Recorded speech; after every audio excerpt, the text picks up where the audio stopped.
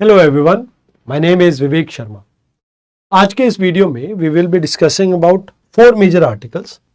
पहले बांग्लादेश की पॉलिटिक्स के बारे में डिस्कस करेंगे, देन रिन्यूएबल एनर्जी के बारे में डिस्कस करेंगे। थर्ड आर्टिकल में we will be talking about Indus and Ganga river basin, and फिर मेडागास्कर के बारे में, इसके लोकेशन को देख लेंगे। अभी रिसेंटली क्या हुआ कि बांग्लादेश में इलेक्शन हुए और यहां पर बांग्लादेश नेशनल पार्टी इलेक्शन जीत जाती है।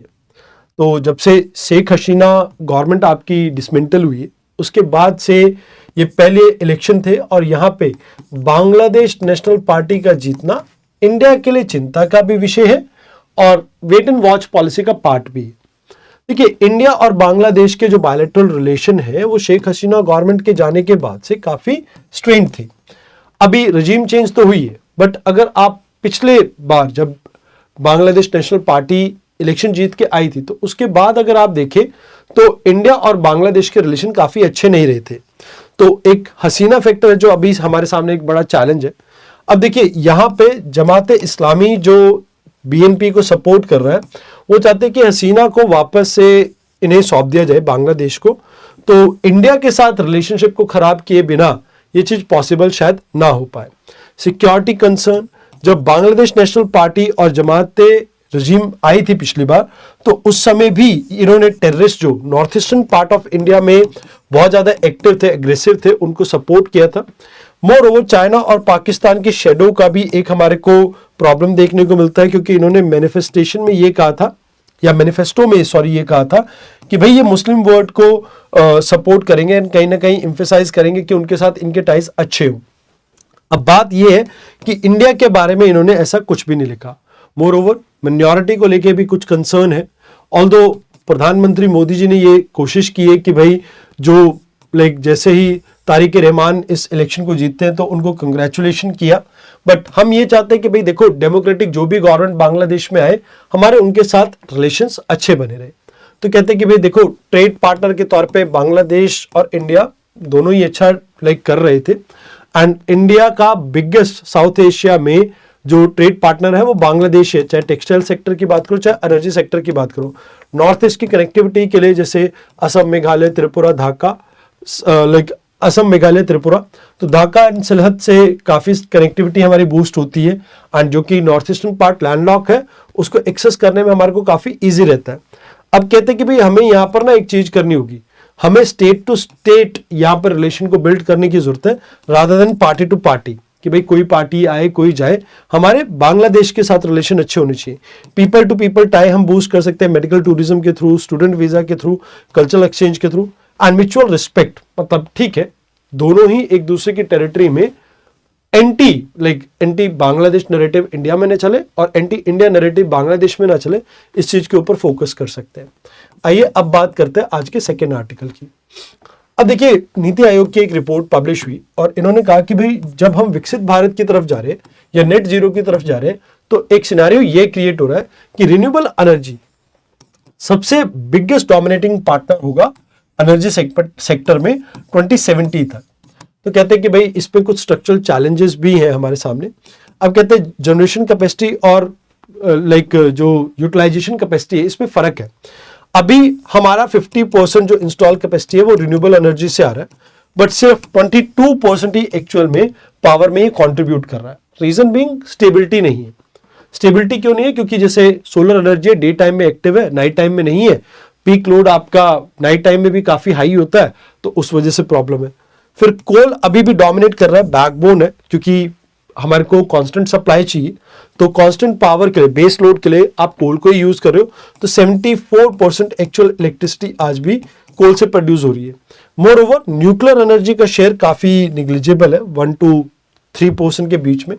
बट अभी हमें क्या करना चाहिए कि अभी हमारे पास कुछ इश्यूज है, इन इश्यूज के ऊपर फोकस करना चाहिए, जैसे लो कैपेसिटी यूटिलाइजेशन फैक्टर। तो जैसे सनशाइन या विंड जब ब्लो करती है तभी सोलर और विंड एनर्जी प्रोड्यूस होती है, तो जिसकी वजह से आपका जो एक्चुअल आउटपुट है वो काफी कम हो जाता है।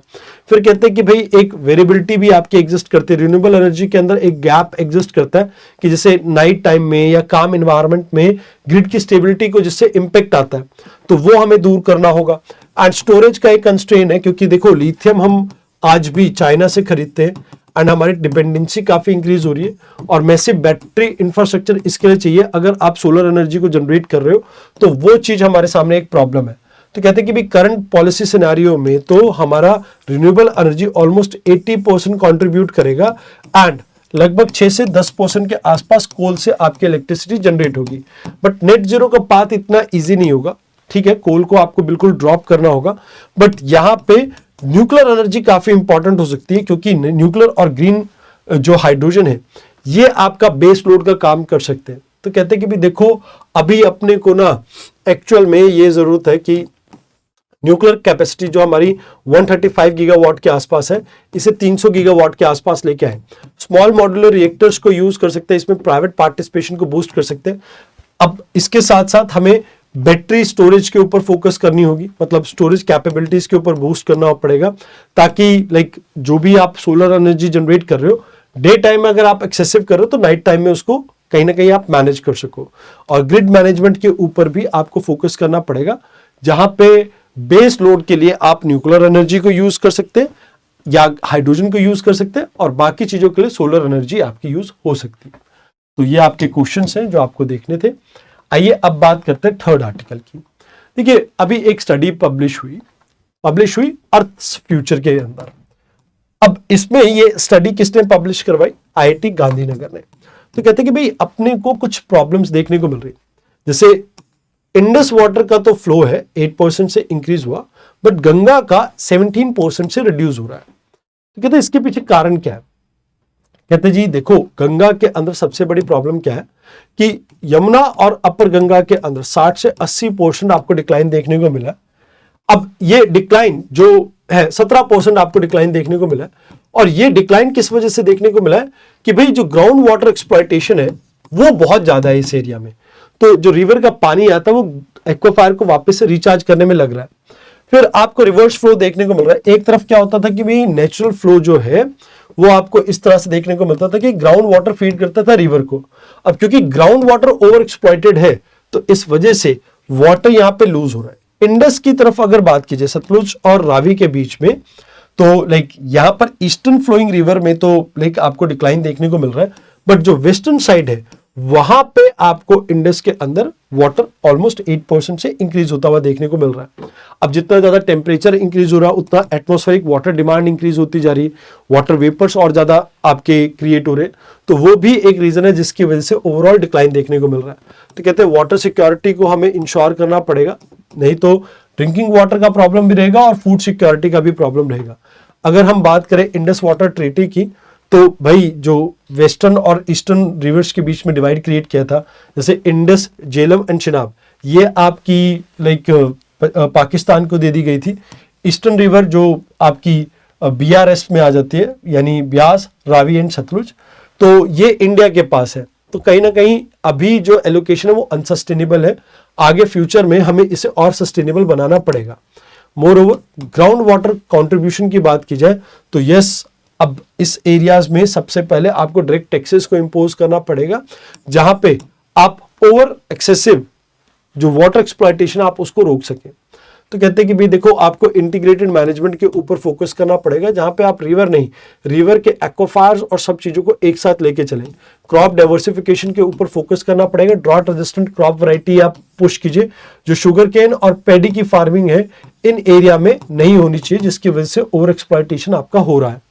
देन कोऑर्डिनेटेड एक रेजोल्यूशन लेके आइए, जहां पर ग्राउंड वाटर लॉ और इन्वायरमेंटल अवेयरनेस वाटर प्लानिंग के ऊपर आप फोकस कीजिए, एंड यहाँ पे इंडस वाटर ट्रीटी को फिर से रिव्यू करने की जरूरत है।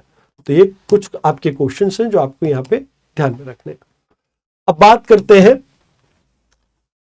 मेडागास्कर की। तो मेडागास्कर में एक आपको ट्रॉपिकल साइक्लोन देखने को मिला, दैट इज गेंजी। अब ये इसकी वजह से इनकी एक सिटी है तो ताओ मोसनिया, इसमें 40 लोगों की डेथ हो गई है। तो बस आपको याद रखना है कि ये एक आइलैंड नेशन है जो कि आपके अफ्रीकन कोस्ट के पास लोकेटेड है। बस इसकी लोकेशन ही इंपॉर्टेंट है, बाकी तो और कुछ नहीं। तो ये मेडागास्कर है, ये मोजाम्बिक स्टेट आ गया एंड ये मोजाम्बिक आ गया आपका। तो दीज आर द थिंग्स जो आपको यहाँ पे याद रखनी थी। आज के लिए इतना ही, धन्यवाद।